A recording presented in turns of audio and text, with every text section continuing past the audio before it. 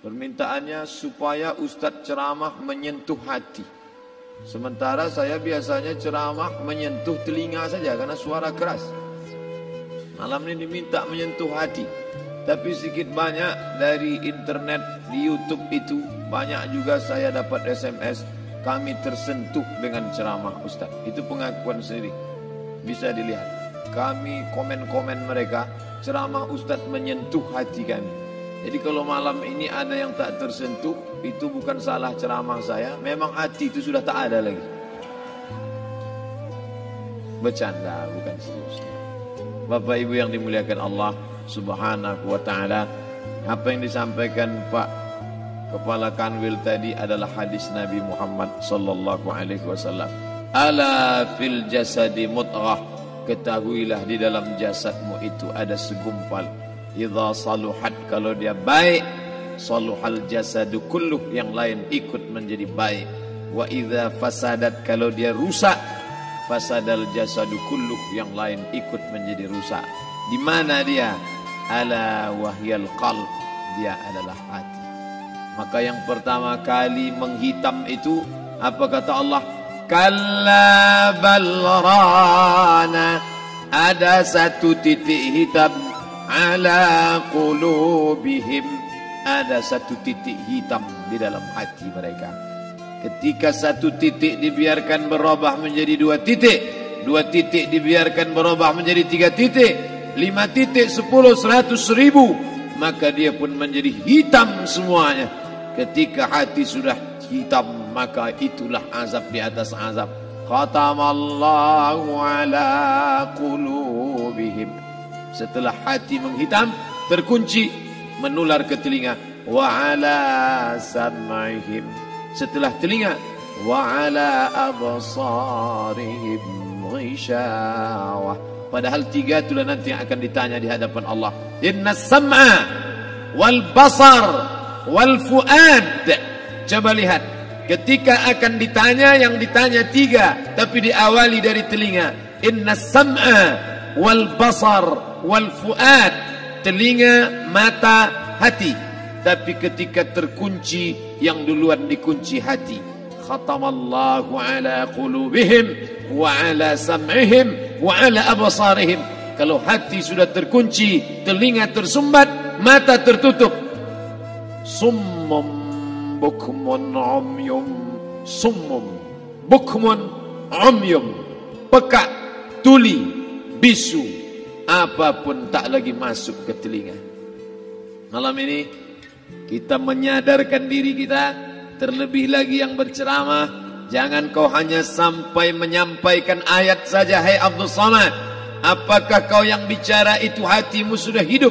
Senantiasa merasakan diri, aku orang paling hina, aku orang paling kotor, ditempelkan kening ke lantai di tempat yang diinjak tapak kaki, mengatakan bahwa aku bukan siapa-siapa.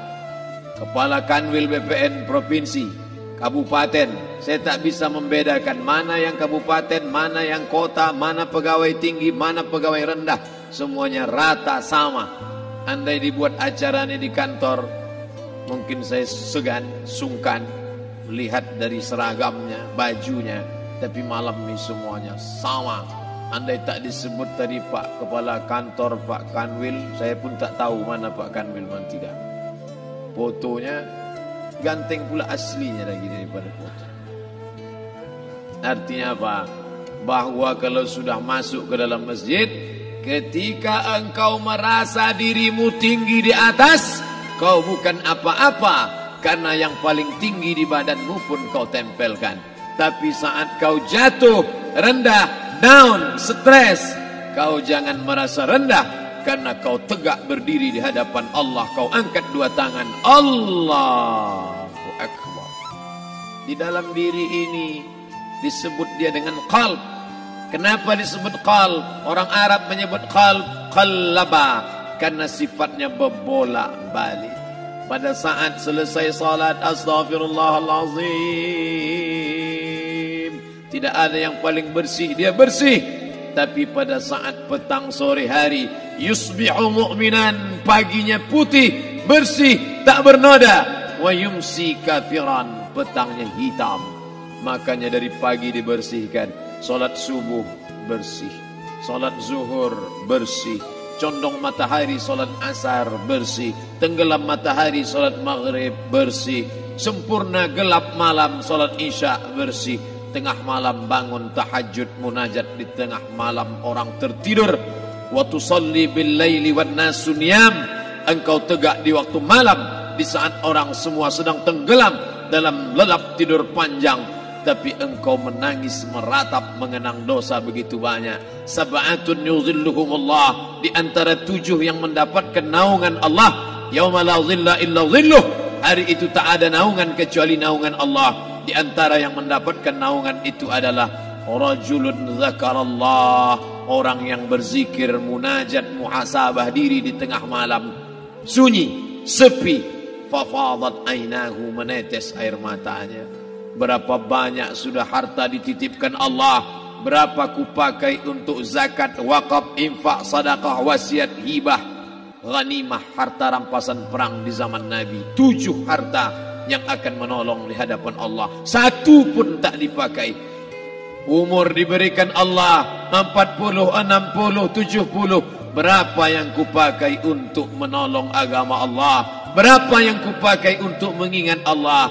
Mata, tangan, telinga, kaki akan diminta tanggung jawab di hadapan Allah. Al-yawma nakhtimu ala afwahihim, mulut terkunci. Wa tukallimuna aydihim, tangan akan bicara. Wa tashhadu arjuluhum, kaki akan bersaksi di hadapan Allah.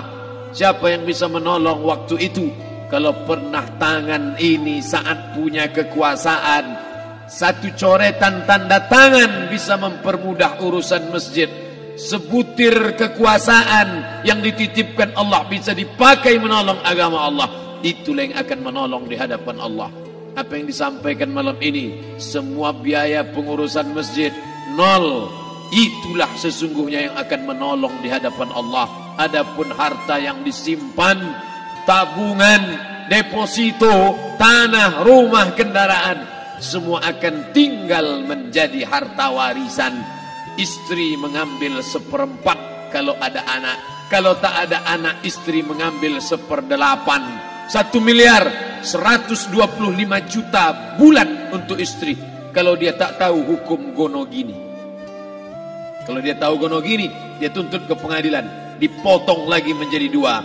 500 untuk dia.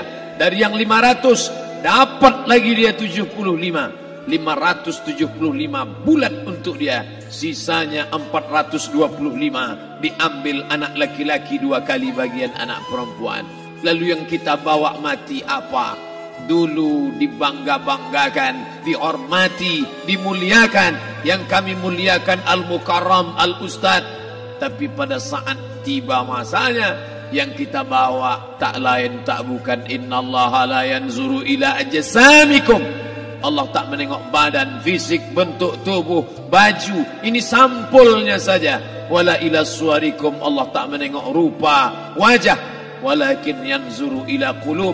Hati kamu yang bersih itulah yang kau bawa menghadap Allah Subhanahu wa taala. Yauma la yanfa'u malun, harta tak berguna. Wala banun, anak tak bisa menolong. Harta tak berguna, anak tak mampu menolong. Illa man atallah, kecuali orang yang datang menghadap Allah biqalbin salim, dengan hati yang bersih, hati yang tulus, hati yang memercikkan cahaya iman, hati yang bersih dari hasad, busuk hati, sum'ah, riya, takabbur. Itulah yang menolong di hadapan Allah Subhanahu wa taala.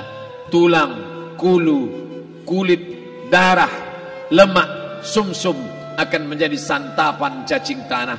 Begitu besok pagi pintu kamar tak bisa diketuk, istri bolak-balik membangunkan tak terjaga, dipegang pipi sudah sejuk macam es batu, tanda jantung tak lagi berdetak, maka darah mulai berubah menjadi nanah, busuk. 1, 2, 3 hari kalau tidak disuntik formalin, jasad paling busuk jasad manusia, karena semua dia makan herbivora, tanaman saja. Tapi kita ini omnivora, semua masuk.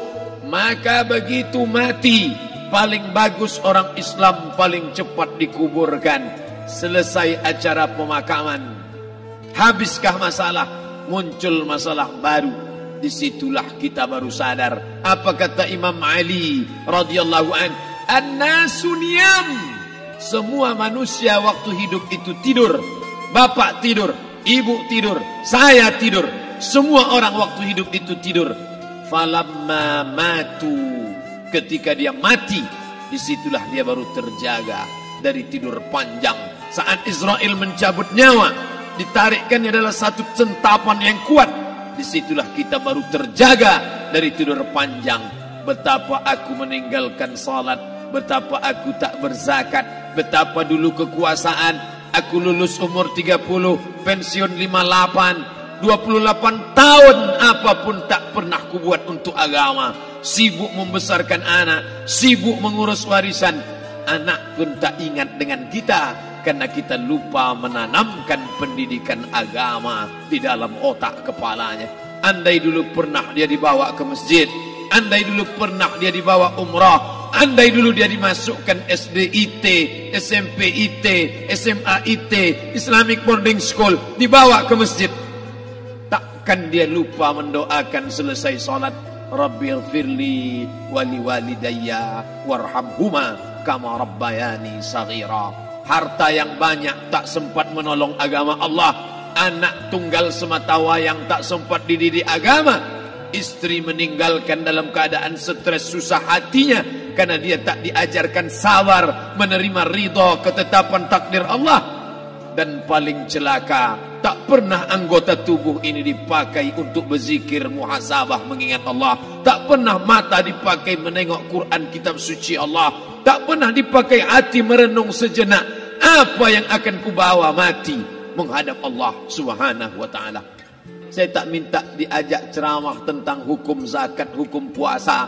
Yang ditanya adalah bagaimana kita merenung sejenak. Abdul Somad, engkau berhadapan dengan para pegawai Badan Pertanahan Nasional Provinsi Riau, berkumpul 12 kabupaten kota. Ini orang-orang ngurus tanah. Dari dalam tanah naik ke atas tanah, ngurus tanah, ngurus tanah, ngurus tanah, masuk ke dalam tanah. Abdul Somad dari dalam tanah naik ke atas tanah, ceramah, ceramah, ceramah, ceramah, ceramah, masuk balik ke dalam tanah. Yang kau bawa apa? Baju koko tinggal, peci tinggal, pakaian kehormatan tinggal. Yang tentara belum pernah saya diundang. Ustadz besok datang takziah, bapak tentara meninggal, tahu-tahu kain kafannya loreng. Tak ada. Yang kau bawa kain tidak berjahit, disobek, kerak. Itu yang akan menyampul kulitmu yang selama ini kau dimandikan, dibersihkan oleh ibumu dulu 60 tahun yang lalu. Sampai masanya kau lupa kapan kau dimandikan dulu. Sekarang ruh melihat, disebut dia ruh karena dia raha ya ruhu ruh, seperti aroma semerbak yang datang pergi hinggap. Ruh sampai masanya dia datang masuk ke dalam jasad. Ruh sampai masanya dia pergi meninggalkan jasad. Malam ini dimuliakan Al-Mukarram Haji Abdul Somad LCMA. Kenapa Abdul Somad ini dimuliakan? Karena ruh hinggap sejenak sebentar. Sampai masanya besok pagi dia ruh keluar dari dalam tubuh ini. Anak yang katanya ayahku sayang, istri katanya kaulah abang. Sampai masanya mereka tak lagi mau mendekat. Rumah itu saya yang buat, saya yang mengukurnya. Tapi begitu ruh sudah keluar dari badan, tidak satu pun semeter, sesenti, sejengkal, sehasta ada tempat di rumah itu untuk jenazah bernama jenazah Abdul Somad. Dulu orang bertanya, rumah Ustadz Somad di mana? Hari ini orang tidak lagi bertanya, tak lagi menyebut nama. Orang sudah mengatakan kuburnya mana. Dulu kalau dia masuk masjid, didatangi orang, disalami orang, mahasiswa, anak-anak, remaja mencium tangannya sebagai tanda hormat. Tapi begitu diletakkan keranda, kita akan sholat jenazah nanti selepas sholat zuhur. Apa kata orang? Letakkan di tepi sana, letakkan di tepi sana. Tak satu pun mau mendekat, letakkan dia di sana. Bahkan sebagian mengatakan dalam masjid, letakkan dia di luar. Dia tidak disebut engkau yang mulia, tidak digunakan kata ganti orang langsung. Letakkan dia di sana. Bahkan sebagian tak lagi, padahal tempat paling mulia sebelah kanan, orang tak lagi mau di kanan, mulai dia menjauh ke kiri. Kenapa kau ke sana? Takut aku mimpi hantu nanti malam. Mana kawan, sahabat, andai tolan, anak menantu, teman sekantor, semuanya pergi meninggalkan. Yang tetap dibawa, kalau pernah kaki melangkah salat berjamaah di masjid, kalau pernah tangan mengusap kepala anak yatim, kalau pernah tangan mengucap subhanallah. Nanti di akhir tausiah kita akan berzikir, munajat, muhasabah diri, berdoa, mengenang apa yang akan kita bawa menghadap Allah Subhanahu wa taala. Datang malaikat membawa kain kafan dari cahaya, akan menyambut ruh yang mulia. Hadis riwayat Ahmad bin Ambal dalam kitab Al-Musnad, turun malaikat berlomba-lomba membawa kain putih dari cahaya, menunggu ruh akan keluar. Ruh menetes seperti embun di ujung daun. Daun tidak bergoyang, ranting tidak patah. Ruh menetes pelan turun ke dalam kain kafan, dibawa malaikat ke pintu langit. Tak sabar mereka menyambut. Inikah dia yang selama ini berjamaah? Inikah yang dulu ketika dititipkan kekuasaan menolong agama Allah? Kam min masyhurin fil ardi walam yakun ma'rufan fis sama. Berapa banyak yang masyhur terkenal di bumi, malaikat tak mengenal dia. Ini roh siapa? Tapi ini bukan LCMA, dia bukan ustaz, dia bukan ulama, tapi imannya dalam. Kekuasaan dipakai menolong agama Allah. Ruhnya keluar di bawah. Semua malaikat mengucapkan salam. Inilah orang yang selama ini kami tunggu-tunggu. Catatannya sudah lama. Setiap pagi petang malaikat subuh membawa catatan namanya, malaikat malam membawa catatan namanya. Kami merindukannya. Begitu orang-orang yang masyhur di langit tapi tak dikenal makhluk bumi. Tapi ada sebaliknya, yang rohnya disentapkan, ditarik malaikat dengan begitu tarikan yang sangat kuat. Nabi bertanya saat Isra Mi'raj kepada mereka yang sudah mati ribuan tahun yang lalu, apa yang kalian rasakan? Yang satu mengatakan seperti tebasan pedang di tempat yang sama beratus kali. Yang satu mengatakan seperti kambing yang dikuliti hidup-hidup. Yang satu mengatakan seperti mata kail pancing ditarik dari kulit yang basah. Maka kita berdoa setiap selesai salat, Allahumma hawwin alaina, ringankan kami ya Allah, fi sakaratil maut, di saat sakaratul maut yang amat sangat menyakitkan itu. Dan mereka yang pergi tak pernah kembali, mereka yang mati tak pernah bercerita, kecuali hanya kepada Sayyidina wa Maulana Muhammad sallallahu alaihi wasallam. Di saat malam pertama di tempat yang gelap, di tempat yang tak pernah diimpikan oleh orang, tapi kita tetap melewati dan merasakannya.